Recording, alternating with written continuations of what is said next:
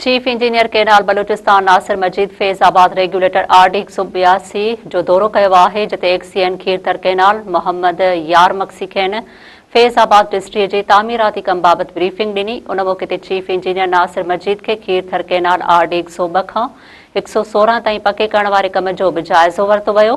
दौरे दौरान XEN irrigation drainage Gul Hassan Khosa, assistant commissioner Mohammad Ramzan Ishtiaq, SDO irrigation Mohammad Abid Sial, Farrukh Shahzad, SDO Pat feeder Tor Khan Mengal, SDO झलमक्सी Shafi Mohammad बंगलज़ई ऐं सब इंजीनियर ज़हूर अहमद पिणु मौजूद हुआ। उन मौके ते Kirthar canal SDO upper Zeeshan Ali Jamali chief engineer खे फैज़ाबाद रेगुलेटर डिस्ट्रिक्ट बाबति ब्रीफिंग ॾींदे पाणीअ जे डिस्चार्ज ऐं रेगुलेटर ते जारी कम बाबति आगाह कयो वियो। मीडिया सां ॻाल्हाईंदे चीफ इंजीनियर नासिर मजीद चयो आहे त बलूचिस्तान पंहिंजे हिसे जो पाणी सिंध खां ज़रूर हासिल कंदो ऐं घड़ंग रेगुलेटर ते बलूचिस्तान खे पंहिंजे हिसे जो मुकमल 2400 क्यूसेक पाणी फराहम कयो वेंदो।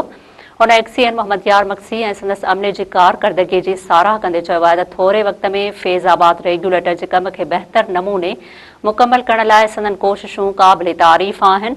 हुन वधीक चयो आहे त खीरथर केनाल में पाणी जे मुनसिफ़ाणी विरछल आहे, हू हर वक़्तु कोशां आहिनि।